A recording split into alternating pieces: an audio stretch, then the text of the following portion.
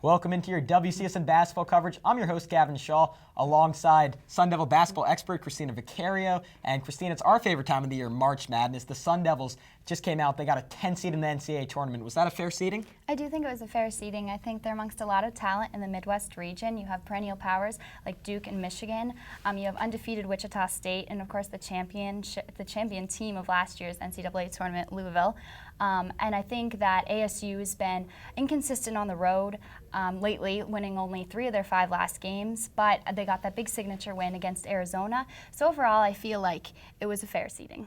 Right, and they take on a tough Texas Longhorn squad, a team that didn't have a ton of expectations coming into the season, lost their top 4 leading scorers last year, weren't particularly good last season, but they put everything together and managed to finish third in arguably the toughest conference in the country, the Big 12. Kristina, what can we expect from this matchup? Yeah, they're coming in as the number 7 seed under Rick Barnes, and they have a lot of experience in the NCAA Tournament as a school, appearing 15 times out of the last 16 years.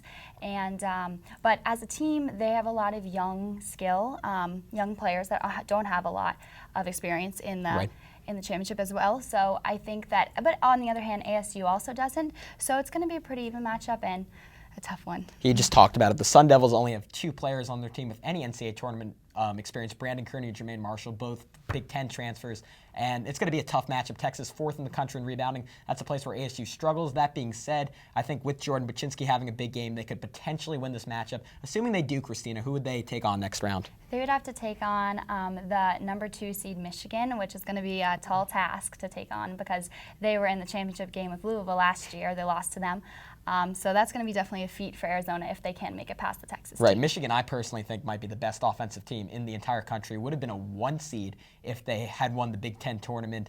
Nick Stauskas, Glenn Robinson III, a lot of frontline NBA talent. All that being said, I think ASU would have a chance in the game against them. A few shots from Jermaine Marshall, maybe Jonathan Gilling gets hot. ASU has the firepower to compete with a team that isn't always great defensively. Well, that's it for your Sun Devil basketball coverage. I'm Gavin Schall for Kristina Vicario. Thanks for tuning in.